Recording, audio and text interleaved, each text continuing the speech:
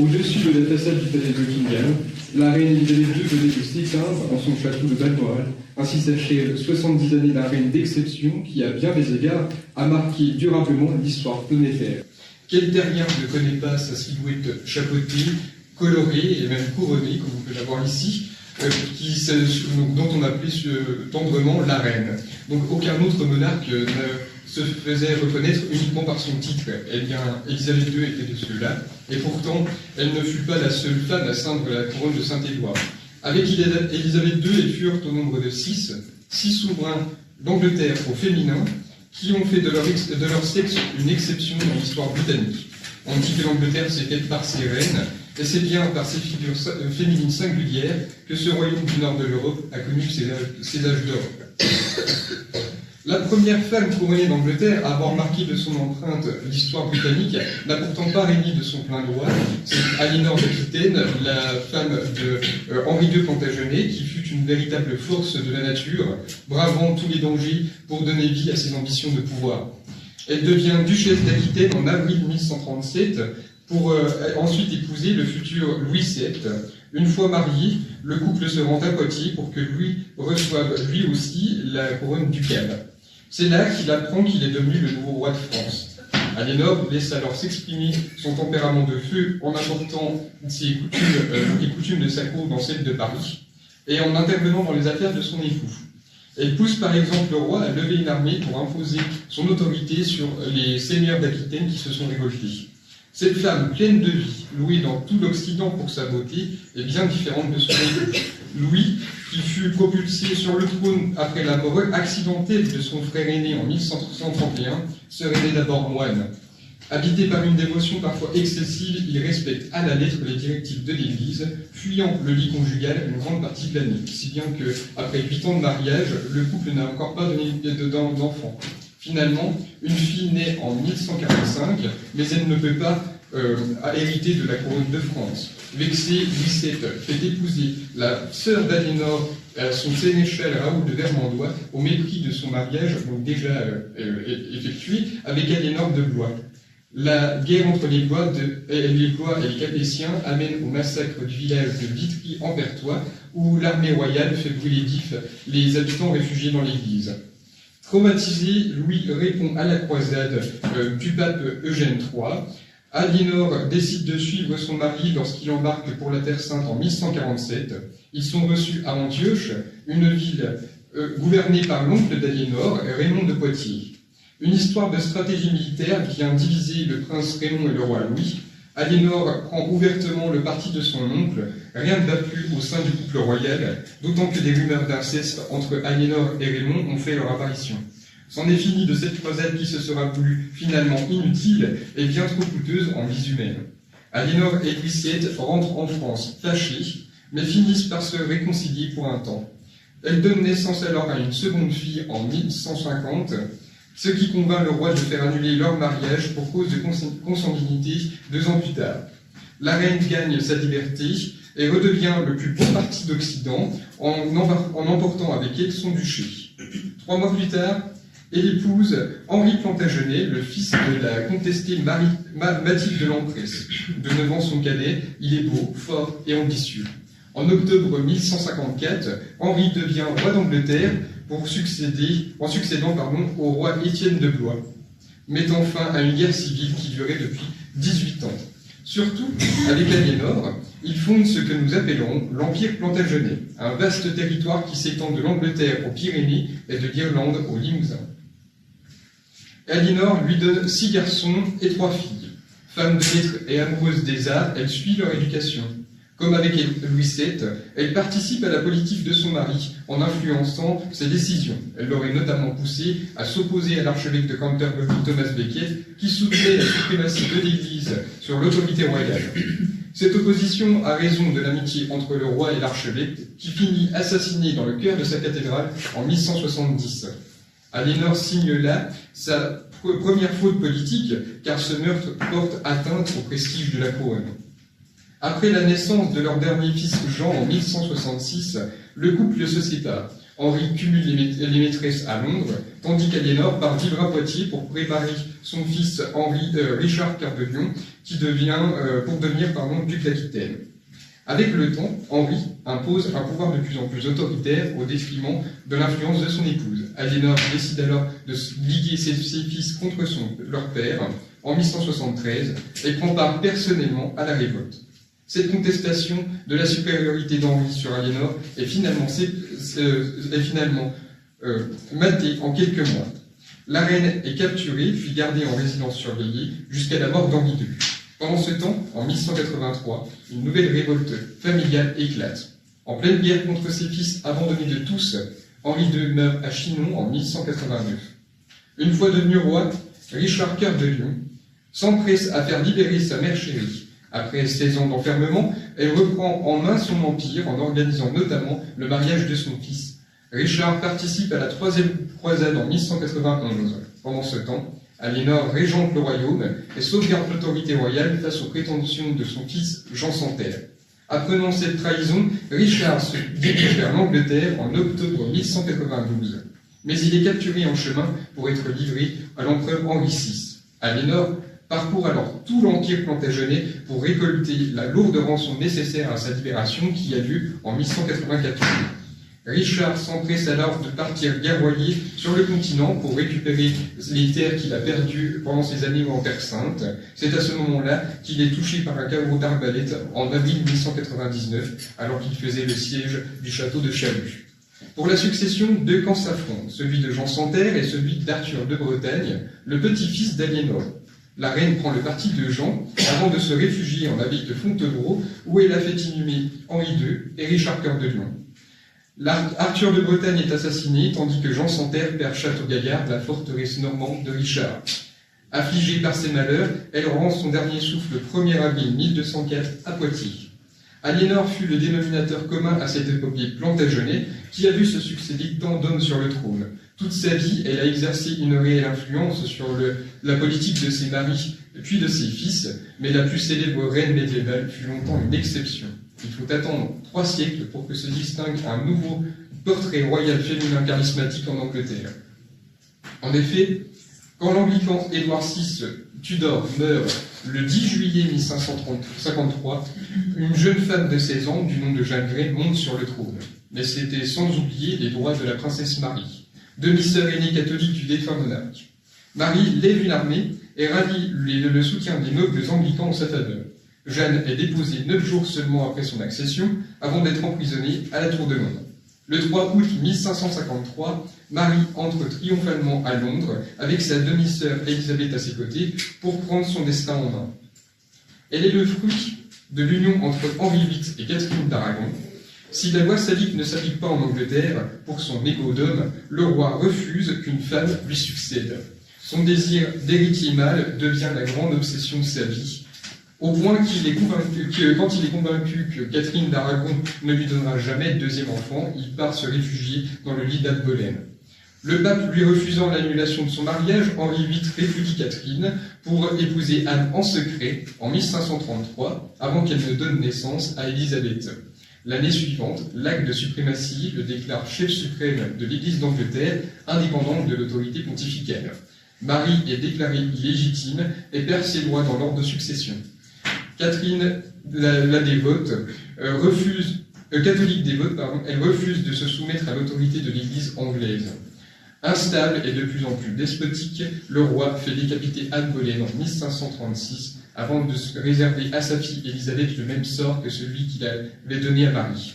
Son désir de paternité et sa paranoïa désormais permanente le poussent à se marier à 4 reprises avant que la mort n'arrive en 1547. Un fils avait fini par naître de son union avec Jeanne Seymour. Le fameux Édouard VI n'avait donc que 9 ans lorsqu'il est monté sur le trône. Il s'était entouré d'hommes protestants et avait appliqué des réformes religieuses qui ont fait véritablement naître l'anglicanisme. Marie refuse toujours de se soumettre à cette religion qu'elle considère comme hérétique. Ce refus lui coûte sa place d'héritière lorsqu'Édouard meurt, jusqu'à ce qu'elle reprenne par les armes son titre de reine. Ainsi débute le premier véritable règne féminin d'Angleterre. Reine de plein droit, Marie Ier est couronnée en l'abbaye de Westminster le 1er octobre 1553 avec la couronne de son père. Le pouvoir masculin échoue ainsi, symboliquement, à une femme. Elle reste d'abord d'un naturel tolérant envers les anglicans. Elle est à ce moment-là préoccupée par la fragilité de son trône. Pour l'avenir de sa lignée, elle doit engendrer un héritier légitime au plus vite. L'empereur Charles Quint lui propose d'épouser son fils Philippe de 11 ans, son cadet. Le mariage a donc lieu le 25 juillet 1554. À défaut de donner naissance à un héritier, ce mariage engendre une rébellion. Cette année-là, Thomas Wyatt le Jeune mène un soulèvement afin de mettre Élisabeth sur le trône. La rébellion est matée, Thomas Wyatt est exécuté et Élisabeth est enfermée à la Tour de Londres 3 mois. Marie voit sa demi-sœur comme la grande manipulatrice qu'il faut éliminer pour sans nuire au prestige de la famille. Méfiante, elle l'a fait garder en résidence surveillée jusqu'à sa disparition. Avec Philippe, Marie Ier se lance dans la reconquista de son royaume. Elle fait abroger par le Parlement les lois religieuses de son père et de son demi-frère avant de réinstaurer la messe catholique comme culte officiel. L'Angleterre redevient papiste au prix d'une importante répression. La reine n'hésite pas à faire exécuter les protestants qui s'opposent à son autorité. Les 284 bûchers de son règne donnent naissance au mythe de Marie la sanglante. Elle sait toute la fragilité de son règne tant qu'un enfant viable ne naisse. À l'automne 1554, les premiers symptômes d'une grossesse font leur apparition. Mais au fil des semaines, l'enthousiasme laisse place au désespoir. Le trop grand désir de maternité de la reine l'a conduit à une grossesse nerveuse. Aux yeux de Marie, ce malheur est un châtiment de Dieu pour sa trop grande tolérance des protestants. L'expérience se renouvelle pourtant 2 ans plus tard. La reine tombe dans une profonde dépression, d'autant que la guerre qu'elle mène contre la France lui fait perdre Calais en janvier 1558. C'est de trop pour Marie Ier qui tombe malade et rend son dernier souffle le 17 novembre suivant, offrant sa couronne à une autre reine Tudor. Élisabeth Ier supporte à son tour ce lourd fardeau qui vient handicaper son règne, son sexe. Dès son avènement, l'ambassadeur d'Espagne déclare « Plus j'y pense et plus je suis convaincu que tout dépendra de l'homme que cette femme aura pour époux ». Aux yeux de l'élite de ce temps, ce règne féminin, comme le précédent, est vécu comme une transition. Car malgré la possibilité des femmes à monter sur le trône, tout repose sur le pouvoir phallique. Pourtant, dès son avènement, Élisabeth en est convaincue, elle est et restera la détentrice de l'autorité royale. Son sacre initie une monarchie spectacle où le faste assoit sa puissance grâce à un quadruple couronnement. Elle reçoit les couronnes de Saint-Édouard, d'Angleterre, d'Irlande et de France, une prétention héritée de la guerre de 100 ans. Empilée des conseillers protestants, Élisabeth subit une pression constante quant à son avenir matrimonial. Son conseiller William Cecil en vient même à souhaiter que Dieu envoie à notre maîtresse un mari qui lui fasse un fils et que nous puissions avoir une succession masculine pour la postérité. Car comme Marie, la légitimité d'Élisabeth repose sur sa capacité à asseoir sa descendance sur le trône. Ce n'est pourtant pas l'avis d'Élisabeth. En 1560, elle déclare devant son Parlement « Je suis déjà liée à un mari, c'est le royaume d'Angleterre, et cela doit vous suffire. Ne me reprochez point non plus de rester sans enfants, car chacun de vous, et tout autant qu'il y a d'anglais, vous êtes mes enfants et mes parents. » La souveraine va même jusqu'à déclarer à plusieurs reprises au cours de sa vie à être demeurée vierge. Cette virginité, elle va en faire une arme. Et en ne prenant pas d'époux, elle va rester toute sa vie désirable, échangeable, monnayable, négociable sur le marché matrimonial. Plusieurs fois au cours de sa vie, on lui a proposé des prétendants, comme Philippe II d'Espagne, le propre veuve de Marie Ier, ou encore le prince François d'Alençon, le fils de Catherine de Médicis. Mais aucun n'obtient grâce à ses yeux. Le seul qu'elle a sérieusement envisagé d'épouser fut Robert Dudley, un ami d'enfance dont elle était éperdument amoureuse. Le mythe de la Reine Vierge débute au point qu'en vieillissant, Élisabeth s'attache à prendre l'apparence de la Sainte Vierge. Toute une iconographie naît de son vivant, comme vous pouvez le voir dans ce portrait qui a été réalisé vers 1583, où on la représente avec un tamis, symbole de sa virginité. Le règne d'Élisabeth est synonyme de prospérité économique, politique et artistique. Penser à Élisabeth Ier, c'est aussi Songez à cette période de phase culturelle où a vécu William Shakespeare. Cette période correspond aussi à la naissance de l'Église d'Angleterre moderne, puisqu'elle adopte les 39 articles qui énoncent la doctrine anglicane. Mais contrairement à Marie, Élisabeth reste modérée, souhaitant avant tout le triomphe de la paix entre les religions catholiques et anglicanes. Elle n'hésite pas également à développer la marine pour se lancer à la découverte des Amériques et favoriser le commerce international. Dans une Europe en guerre, elle instaure un puissant réseau diplomatique pour mettre en place une balance fragile entre catholiques et protestants. Élisabeth concentre entre ses mains tous les pouvoirs, mais ne gouverne pas en despote, puisqu'elle a William Cecil, son principal conseiller, et elle a Francis Walsingham aussi, qu'elle met à la tête d'un important réseau d'espions déployés à travers toute l'Europe, dont elle est fidèle toute sa vie. Car la souveraine ne manque pas d'ennemis. Le pape l'excommunie en 1570 et dispense les Anglais d'obéissance à leur reine. La protectrice des protestants, en pleine guerre de religion, n'hésite pas non plus à apporter son aide militaire et financière aux Huguenots et à Henri IV. Mais la véritable menace aux Élisabeth réside en Écosse. Depuis 1542, Marie Stuart règne sur ce royaume du nord de la Grande-Bretagne, déjà mariée. Donc d'abord mariée au roi de France François II, elle gouverne personnellement son royaume depuis 1560. C'est à partir de cette date qu'elle devient véritablement une menace pour le pouvoir élisabétain. Marie descend comme Élisabeth du roi Henri VII Tudor. Pourtant, tous les opposent. L'une est anglaise, l'autre est écossaise. L'une est protestante, l'autre est catholique. L'une a été mariée plusieurs fois, l'autre se dit vierge. L'une est réfléchie, l'autre est imprudente. Les deux cousines ne se sont jamais rencontrées, mais passent leur temps à se jauger et à se détester royalement. Après l'assassinat de son deuxième époux Robert Darnley en février 1567, Marie Stuart perd ses principaux soutiens. Elle est forcée d'abdiquer en faveur de son fils Jacques en juillet suivant et part se réfugier en Angleterre, pensant à tort qu'Élisabeth lui viendrait en aide. Elle finit par la faire enfermer en résidence surveillée pendant 19 ans. Les Anglais catholiques érigent cette souveraine écossaise en héroïne presque sainte et complotent avec son aide contre l'hérétique Élisabeth. Francis Walsingham réussit à prouver sa culpabilité. Un procès se tient en 1586 où elle refuse de se défendre, n'ayant de compte à rendre qu'à Dieu. Élisabeth Ier hésite longtemps à faire exécuter Marie Stuart, mais elle finit par la faire décapiter le 8 février 1587. Cette exécution a plusieurs conséquences. D'abord, Élisabeth Ier porte atteinte à son propre prestige puisqu'elle montre qu'un personnage sacré, représentant de Dieu sur terre, peut lui aussi être jugé et même exécuté. Élisabeth durcit alors les persécutions des catholiques qui se révoltent contre elle, alors que Philippe II d'Espagne arme une armada pour envahir l'Angleterre. Les 130 navires espagnols portant 30 000 hommes foncent sur les côtes anglaises en juillet 1588. La bataille est d'abord indécise. Pour galvaniser le courage de ses troupes, Élisabeth se rend sur place et s'adresse à ses hommes.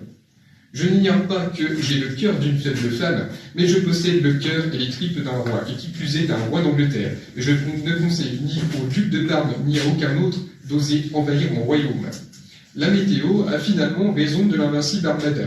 Forte de cette victoire, Élisabeth se fait immortaliser, posant une main ferme sur les Amériques avec l'armada qui est en train de s'écraser contre les falaises en arrière-plan. La propagande de la puissance élisabéthaine s'ajoute donc à celle de la reine vierge. La fin du règne laisse place à une vieille dame irascible, jalouse et égoïste. Jusqu'à son dernier souffle en 1603, elle refuse de désigner un successeur pour écarter tout potentiel coup d'État. À sa mort, le fils de sa cousine rivale Marie Stuart devient finalement le roi Jacques Ier, instaurant ainsi la maison Stuart sur le trône d'Angleterre.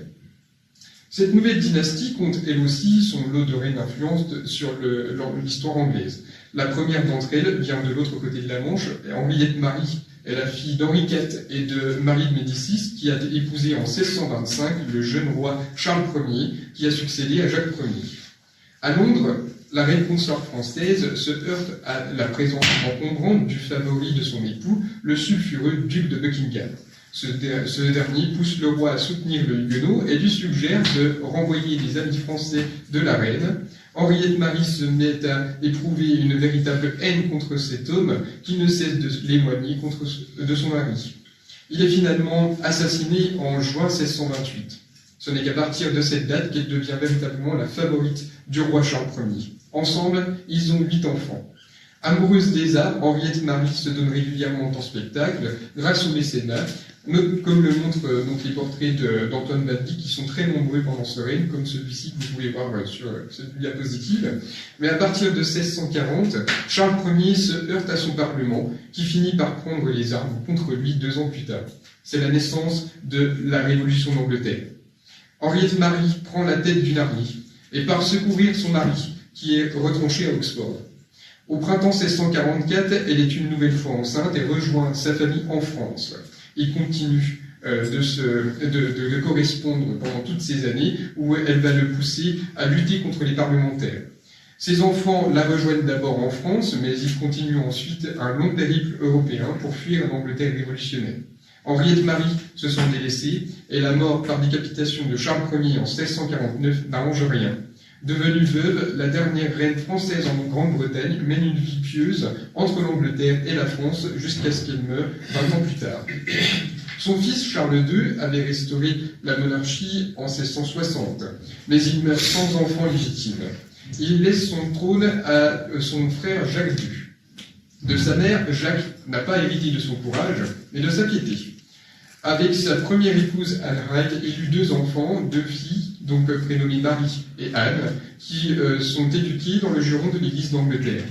Avant d'accéder au trône, Jacques avait épousé en seconde noces Marie de Modène.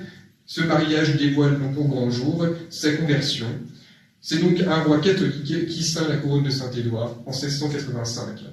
Jacques II voit en la monarchie absolue de droit divin Louis XIV un modèle qu'il rêve d'appliquer en son royaume. Ses ambitions mènent à plusieurs tentatives de coup d'État. Pour s'en prémunir, il tente d'accroître la taille de l'armée de métier, mais pour les Anglais, c'est jugé comme despotique. L'impopularité du roi grandit. En plus de cela, Marie de Modène donne naissance à un garçon en 1688, laissant présager le retour d'une dynastie sur le trône de Grande-Bretagne. Quelques jours plus tard, cet haut dignitaire du royaume écrit au prince Guillaume d'Orange pour l'inviter à venir le déposer. Il n'est autre que le statuaire de Hollande et le propre gendre de Jacques II, puisqu'il a épousé Marie en 1677.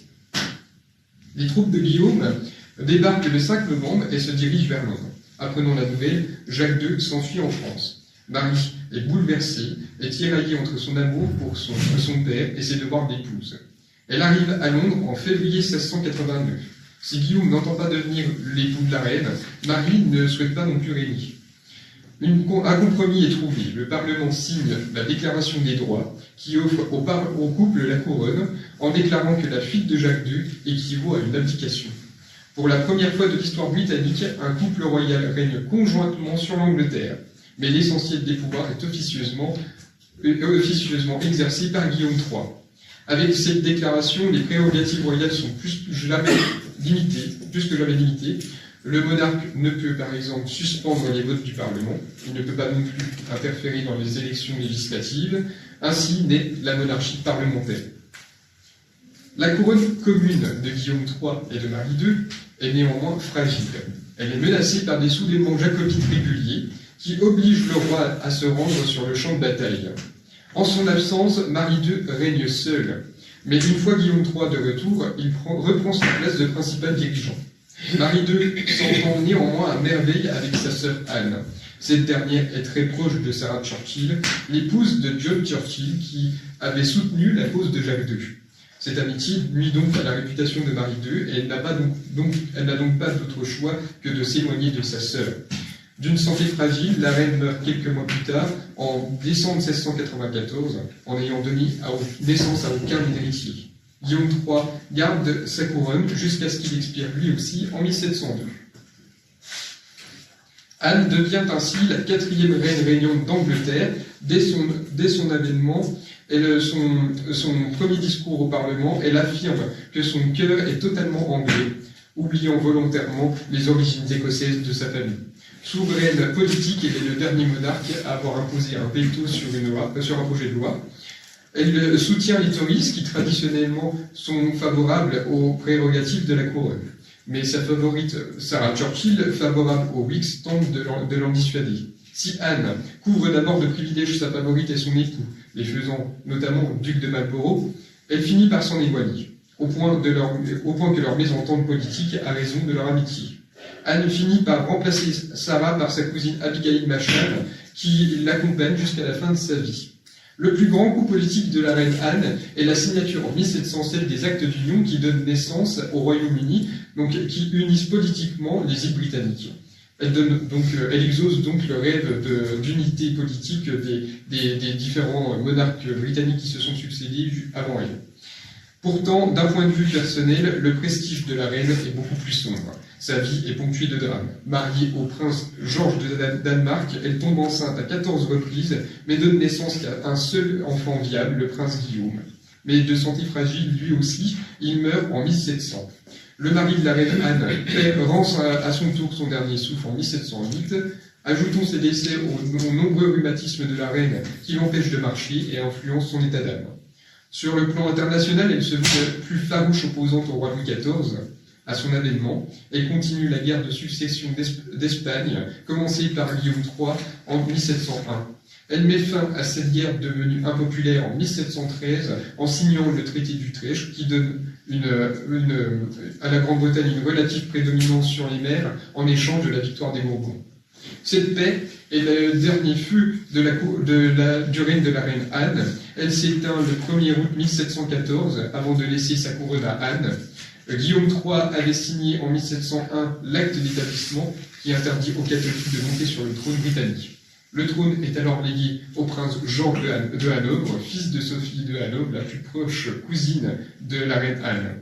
La plus proche cousine protestante, de la reine Anne. Une dynastie germanique s'impose désormais en Angleterre. 4 rois Georges vont se succéder avant que ne monte sur le trône Guillaume IV en 1830. Sa nièce Victoria, fille unique de son frère décédé, le duc de Kent, est sa seule héritière. En ce début de 19e siècle, les temps ont changé. La gloire du règne d'Élisabeth Ier a permis de faire évoluer l'opinion. Désormais, un règne féminin est perçu comme une période de prospérité auquel il faut préparer la princesse. La duchesse de Kent prend en main son éducation, aidée par son conseiller et amant John Conroy. Elle impose à sa fille des règles restrictives dans sa demeure de Kensington. De ce système éducatif excessif, Victoria en restera toute sa vie traumatisée. Le jour fatidique de la mort du roi arrive le 20 juin 1837. Dans son journal, la jeune reine de 18 ans ne peut s'empêcher d'écrire de sa plus belle plume « Je suis reine ». Le jour de son couronnement, elle va aller plus loin puisqu'elle déclare être fière d'être la reine d'une telle nation. Dans ses premières années, Victoria est confrontée à plusieurs défis. Elle voit son premier Premier ministre, Lord Melbourne, comme un mentor qu'elle espère garder le plus longtemps possible auprès d'elle. Mais lorsqu'il doit laisser sa place à son rival Robert Peel, Victoria refuse de nommer des dames d'honneur du parti de Peel comme le veut la tradition. Ce refus amène Peel à démissionner pour redonner son siège à Lord Melbourne. Mais le plus grand défi de Victoria reste à trouver un époux. Le roi Léopold de Belgique interfère auprès de sa nièce et lui fait rencontrer le prince Albert de Saxe-Cobourg-Gotha, un autre de ses neveux. Elle en tombe amoureuse et en 1839, elle assure devant le Parlement que son mariage avec Albert assurera son bonheur domestique et servira les intérêts de son pays. L'union a lieu l'année suivante. Le couple se plaît tellement qu'il donne naissance à pas moins de 9 enfants en 17 ans. Pourtant, Victoria est loin d'être une mère modèle. Elle décrit la maternité comme la face sombre du mariage, l'horrible chose. Avec leur grande famille, Victoria et Albert fondent une monarchie familiale, se servant de leurs enfants pour influencer la diplomatie du royaume. Face au règne dispendieux et polémique des précédents rois à Hanovre se dresse le règne victorien. Avec Victoria, c'est une famille qui règne sur l'Angleterre. En cela, elle respecte les principes de Walter Bagehot, qu'il énonce dans sa constitution anglaise publiée en 1867, où il écrit « Une famille sur le trône a encore son utilité en ce sens qu'elle sert à porter les rayons de la souveraineté jusqu'aux profondeurs de la vie commune. » Pour galvaniser l'attachement du peuple à sa famille royale, Victoria et les siens se mettent en scène dans des cérémonies où le faste prédomine. Le palais de Buckingham, qui devient le cœur battant de la monarchie victorienne, est transformé en ce sens. Quand les rois de George s'enfermaient dans leur palais, Victoria se montre à ses sujets pour instaurer un régime plus humain et plus cérémonial. Cette politique du spectacle monarchique est voulue et pensée par Albert. En tant qu'époux de la souveraine, il n'a pas l'intention de rester dans l'ombre. Il intervient dans les affaires de la reine, se mêlant à tous les sujets, la politique, la diplomatie, l'innovation ou bien encore l'industrie. Albert devient aux yeux de Victoria indispensable. Elle n'hésite pas à écrire dans son journal « Le seul désir du prince est de m'aider au mieux en tout ». C'est justement de l'initiative d'Albert qu'est créée la première exposition universelle de l'histoire en 1851, qui met en scène le pouvoir, la puissance de l'Empire britannique et l'ère industrielle de cette époque. C'est aussi de son initiative que la Grande-Bretagne se rapproche de la France de Louis-Philippe, puis de Napoléon III.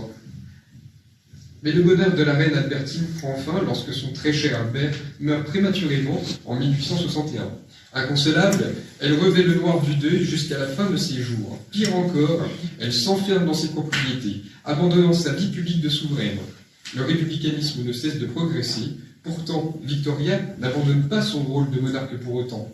Si publiquement elle demeure aux abonnés absents, derrière les murs de sa forteresse du château de Windsor, elle continue de recevoir son Premier ministre et d'influencer la politique de son royaume. Il faut toute la bonhomie d'un fringant écossais du nom de John Bourne pour la convaincre à reprendre son rôle public en 1872. 2 ans plus tard, Benjamin Disraeli est nommé Premier ministre. Face à une reine endeuillée, il sait trouver les mots qui sonnent mélodieusement à ses oreilles. Dans son journal, elle écrit même « Monsieur Disraeli fait preuve de plus de considération pour mon confort personnel qu'aucun de mes premiers ministres depuis Sir Robert Peel et Lord Aberdeen. » Victoria est avant tout amoureuse du pouvoir. À ses yeux, aucun autre monarque ne surpasse son prestige. Disraeli l'a bien compris. Pour dissiper la déception de la reine d'avoir un titre inférieur à celui du tsar de Russie ou encore de l'empereur d'Allemagne, il lui offre en 1877 le titre d'impératrice des Indes. L'Empire britannique, où le soleil ne se couche jamais, voit le jour. Cet impérialiste convaincu s'attache aussi à agrandir ce territoire pour le plus grand bonheur de la reine. Aux 4 coins du monde, Victoria devient le symbole de la puissance britannique. Son seul portrait suffit à imposer le respect dû à sa nation. À l'image d'Élisabeth Ier et son invincible armada, Victoria et son empire deviennent une fierté nationale. Plus qu'une reine, elle incarne la mère patriote d'une nation à l'identité exacerbée. Cette fierté s'exprime en 1897 lorsqu'elle célèbre ses 60 ans de règne. Victoria est adulée telle une légende vivante. Cette popularité ne la quittera plus. Elle meurt entourée de sa nombreuse descendance qui lui vaut le surnom de grand-mère de l'Europe en janvier 1901. Le règne de Victoria aura marqué physiquement le Royaume-Uni. Le palais de Buckingham, celui de Westminster, Tower Bridge, le château de Balmoral, les monuments nés acquis par la famille royale ou reconstruits sous son règne sont nombreux.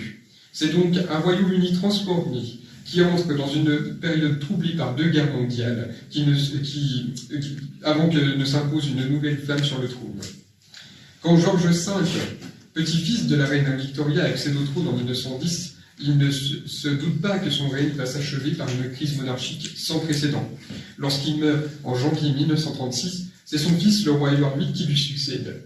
Cet homme, plus amoureux de ses privilèges de sa vie d'aristocrate que des devoirs qu'impose sa fonction, s'est amouraché d'une Américaine bientôt doublement divorcée, Wallis Simpson. Dans une Angleterre encore marquée par les mœurs victoriennes, le divorce est intolérable. Face à son désir de l'épouser, le gouvernement et la famille royale lui imposent un ultimatum.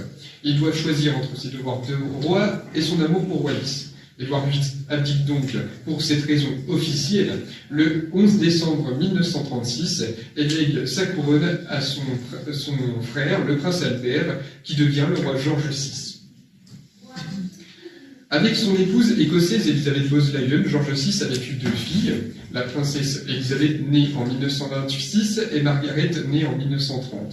Du haut de ses 9 ans, alors qu'elle menait jusqu'ici une vie d'altesse royale éloignée du trône, Lilibet, comme la surnomme sa famille, voit son destin basculer à jamais.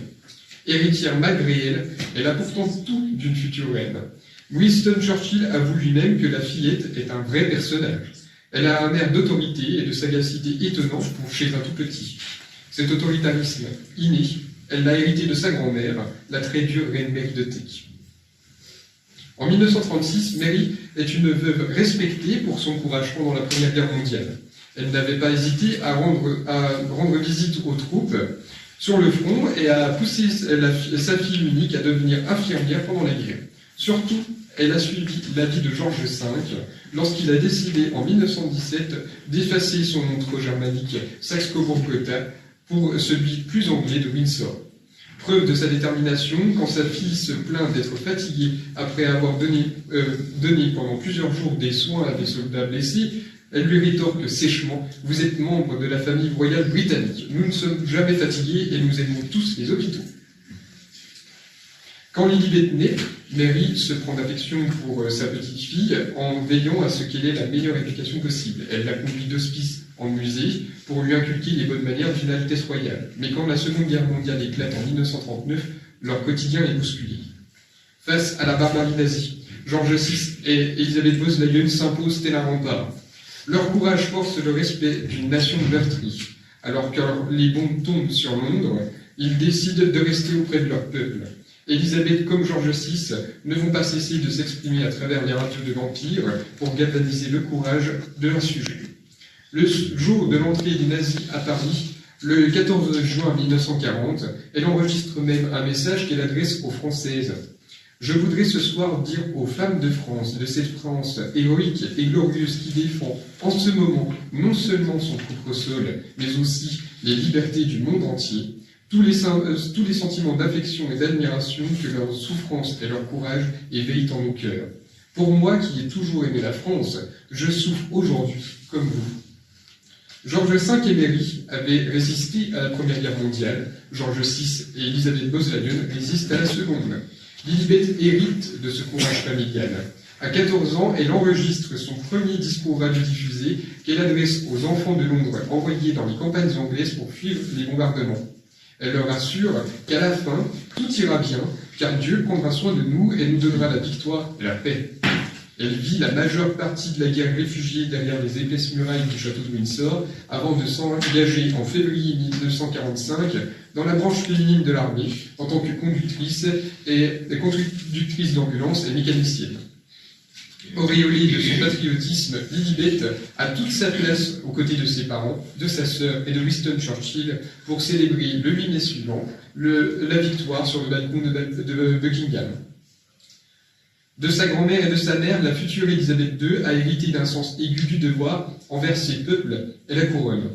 Le jour de ses 21 ans, depuis le Cap en Afrique du Sud, elle prononce un serment qui va dicter le reste de son existence. « Je déclare devant vous tous que je consacrerai toute ma vie, qu'elle soit longue ou brève, à votre service et au service de la grande famille impériale dont nous appartenons tous. » La même année, Lilibet épouse son cousin, le prince Philippe de Grèce et de Danemark, qui devient Philippe Mountbatten. Ensemble, ils ont d'abord 2 enfants, Charles et Anne. Forts de leur jeunesse, ils pensent qu'ils vont pouvoir profiter encore longtemps de leur vie de famille, mais c'est sans compter sur la santé de George VI qui décline, puisqu'il est atteint d'un cancer des poumons. Le couple doit le représenter de plus en plus souvent. C'est ainsi qu'il s'envole pour l'Australie et la Nouvelle-Zélande avec une escale au Kenya. Le 6 février 1952, alors qu'ils logent dans leur hôtel kenyan, Élisabeth et Philippe apprennent la mort de George VI. La reine Élisabeth II est née. Devant les conseils privés, au moment de la proclamation de son accession, la jeune reine de 25 ans déclare « Mon cœur est trop plein pour que je puisse vous dire davantage aujourd'hui que je travaillerai toujours, comme mon père l'a fait tout au long de son règne, à faire progresser le bonheur et la prospérité de mes peuples. » Avec l'aide de son désormais mentor et premier ministre Winston Churchill, Élisabeth II entend bien s'inscrire dans la continuité. Le vieux lion la guide dans ses premiers pas de souveraine. Il croit en sa destinée. Il la décrit comme une belle et jeune figure, héritière de toutes nos gloires et traditions, dans une période où l'humanité tourmentée oscille avec incertitude entre catastrophes planétaires et âge d'or. La tradition est le socle solide de toute monarchie. La reine en est parfaitement consciente. Elle dissuade donc sa sœur Margaret à épouser Peter Thompson, l'ancien écuyer de George VI, bientôt divorcé. Car comme souvent, elle le démontrera, à ses yeux, on ne peut pas avoir un pied dedans et un pied dehors. Être membre de la famille royale, c'est se soumettre à un certain nombre de règles qui font leur exception. Et ces règles, Élisabeth II les impose envers et contre tout. Contre l'avis du prince Philippe, elle s'oppose à l'avènement des Mountbatten après sa disparition. Et finalement, en 1960, elle conçoit que tous les membres de la famille royale qui ne sont pas des Altesses royales soient nommés Windsor Mountbatten. Si la tradition dicte ses actes, Élisabeth n'est pourtant pas fermée à la modernité. Son couronnement, le 2 juin 1953, entre dans l'histoire pour être le premier à être diffusé en direct à la télévision. Les Britanniques ont l'impression de participer pleinement à cette cérémonie quasi millénaire qui offre à la souveraine tous les symboles de son pouvoir et sa dimension sacrée. La télévision devient le principal moyen de communication de la reine. En 1957, elle prononce son premier discours de Noël télévisé.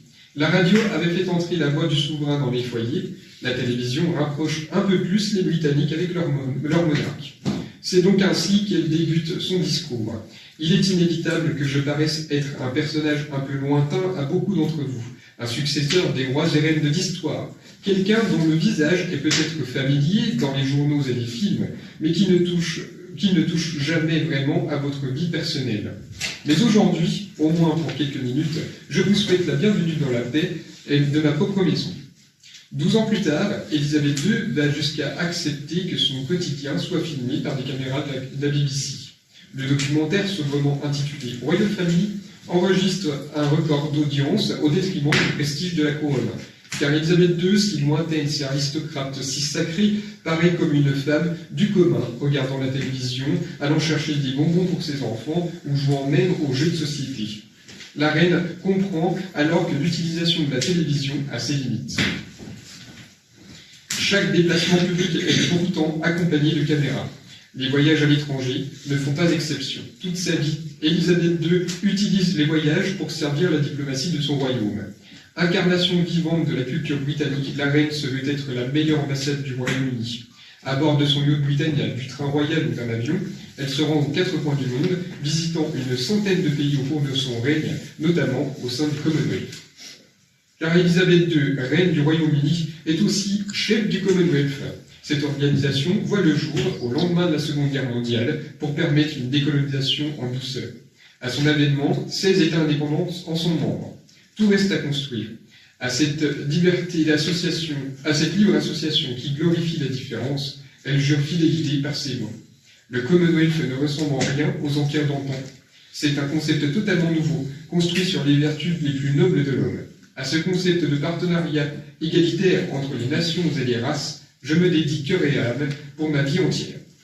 Élisabeth II s'attache ainsi à dessiner les bases du Commonwealth, le respect, la tolérance et le dialogue. Le soutien sans faille de la reine pour cette institution permet son succès, au point qu'en 2022, elle compte 56 États membres. Garante de l'existence et de la cohésion du Commonwealth, la reine règne ainsi sur plus de 2 milliards de sujets. La réussite du règne d'Élisabeth II repose sur sa capacité à représenter chacun de ses sujets, à incarner la nation, à représenter l'héritage d'une longue histoire et à apporter cette touche de modernité dont la monarchie britannique a besoin. Pourtant, si elle règne, Élisabeth II ne gouverne pas. Elle respecte à la lettre la maxime victorienne « Never explain, never complain », ne jamais se plaindre, ne jamais s'expliquer. Preuve ultime de son dévouement à la couronne, elle a mené durant son règne plus de 21 000 engagements, approuvé par sanction royale plus de 4 000 projets de loi et reçu 112 dignitaires étrangers dans le cadre de visites d'État au cours de son règne. Elle exerce ainsi le métier de roi avec brio. Toutes les semaines, elle accorde une audience à son Premier ministre où elle lui formule des avertissements, donne des encouragements et des conseils. Incarner, servir, représenter, en menant une vie régentée. Ainsi se forme le ciment élisabétain d'un royaume parfois désuni. L'IRA, l'armée indépendante irlandaise, menace notamment la monarchie britannique. Face à leurs attaques terroristes, la reine reste impassible, comme en 1969, lors de la cérémonie d'investiture du prince de Galles, où 2 bombes explosent avant son arrivée au château de Caernarfon. Élisabeth II est aussi la chef d'une famille de plus en plus nombreuse avec les années. Sa progéniture lui réserve son lot d'embarras. La princesse Diana, que le prince de Galles épouse en 1981, va bousculer bruyamment la sérénité royale d'Élisabeth. Cette union se déchire rapidement, bien qu'elle ait donné naissance à 2 fils. Et Élisabeth s'est toujours fixée comme règle de vie de ne jamais s'immiscer dans les affaires de cœur de ses enfants. Éduquée dans les années 1930, à une époque où le sentimentalisme est banni, elle ne comprend pas le mal-être croissant de sa bru. Diana devient la star trop aimée et mélancolique de la famille royale, qui se livre à une guerre médiatique contre son mari. En plus de cela, en 1992, la reine vit l'une des pires années de son règne. L'annus horribilis, selon ses propres mots, est ponctuée par la séparation de Charles et Diana, le divorce d'Andrew et de Sarah Ferguson, et celui d'Anne et de Mark Phillips. L'année s'achève par l'incendie dévastateur de sa demeure préférée, le château de Windsor. À la fin de l'année, elle pense que le plus dur est derrière elle, mais c'est sans compter le raz-de-marée qu'engendre la mort de Diana. La princesse perd la vie tragiquement en 1997 pendant un accident de voiture sous le pont de l'Alma à Paris, un an après son divorce avec le prince Charles. Quand elle apprend la nouvelle, la reine s'enferme dans sa résidence écossaise de Balmoral. Seule la protection de ses deux petits-fils apeurés compte à ses yeux, mais c'était sans oublier l'agitation populaire qui envahit Londres sous l'effet du chagrin. Incomprise, la reine doit essuyer un océan de critiques. Pour oublier ce désamour populaire, elle se résigne à rentrer à Londres et à accorder des funérailles nationales pour son ex-belle-fille. De la vie de Diana, Élisabeth en tire néanmoins des leçons.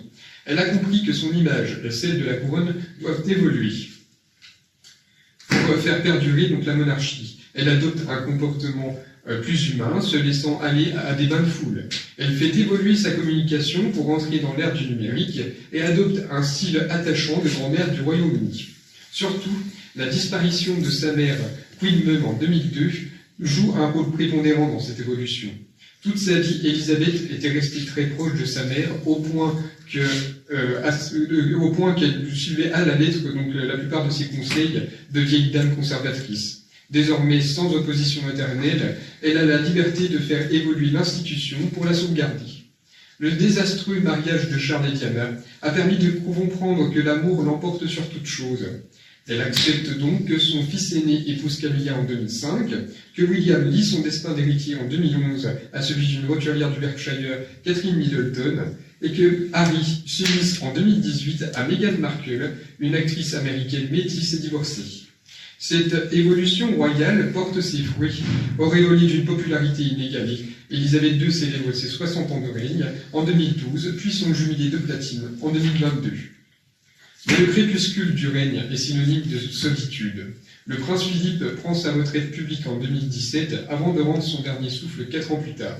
Elle perd alors son plus grand soutien, celui qu'elle aimait surnommer son roc. En plus de cela, le monde se confine pour lutter contre la pandémie de Covid-19. Depuis le château de Windsor, elle ne perd pas espoir et continue à représenter son royaume à distance. Le souvenir du patriotisme de sa mère et de sa grand-mère n'est jamais loin. Son allocution du 5 avril 2020 entre dans l'histoire. Elle adresse un message dont les populations du monde entier se reconnaissent. Dans son discours qui s'achève ainsi, elle dit « Nous devrions nous consoler en pensant que, même s'il nous reste encore beaucoup à endurer, des jours meilleurs reviendront. Nous serons à nouveau avec nos amis, nous serons à nouveau avec nos familles, nous nous retrouverons. » Pendant ce temps, la fuite américaine de Harry et de Meghan secoue la monarchie. La mort du prince Philippe a affaibli la vieille dame de 95 ans. Son état de santé se dégrade, mais elle tient bon et continue à incarner la couronne. Le 6 septembre 2022, elle reçoit Liz Truss à Balmoral pour lui demander de former un gouvernement en son nom. 2 jours plus tard, les yeux bleus azur de la reine, de la dernière reine d'Angleterre connue, se ferment sur le monde. Jusqu'au bout, Élisabeth II a respecté son engagement de service à sa nation. Souverain au féminin décédé au XXIe siècle, elle a personnifié l'héritage de 1000 ans d'histoire britannique. Si le respect dû à son rang fut si grand, c'est bien en partie grâce au parcours extraordinaire de ces femmes qui l'ont précédée en tant que reine d'Angleterre. De Marie Ier la Sanglante à Victoria la Grande, en passant par Élisabeth Ier la Vierge, elles marquèrent toutes de leur empreinte le passé et l'avenir d'un royaume uni. Les reines consorts ont elles aussi insufflé un vent de progrès sur cette vieille institution qu'est la couronne britannique. Consciente de leur lourd héritage que leur a transmis ses reines, Élisabeth II n'osa pourtant jamais se comparer à elle. Concernant son homonyme du XVIe siècle, elle a déclaré en toute honnêteté je ne me sens pas du tout comme ma grande ancêtre Tudor, qui n'eut ni mari ni enfant et régna en despote sans jamais quitter ses terres natales. Élisabeth II a régné à sa manière sur ces îles pour imposer une nouvelle ère élisabéthaine où son cœur de femme a fait battre celui de l'Union Jack, de la nation de l'Union Jack, une nation qui a toujours su écrire en lettres d'or l'histoire de ses règnes féminins. Je vous remercie.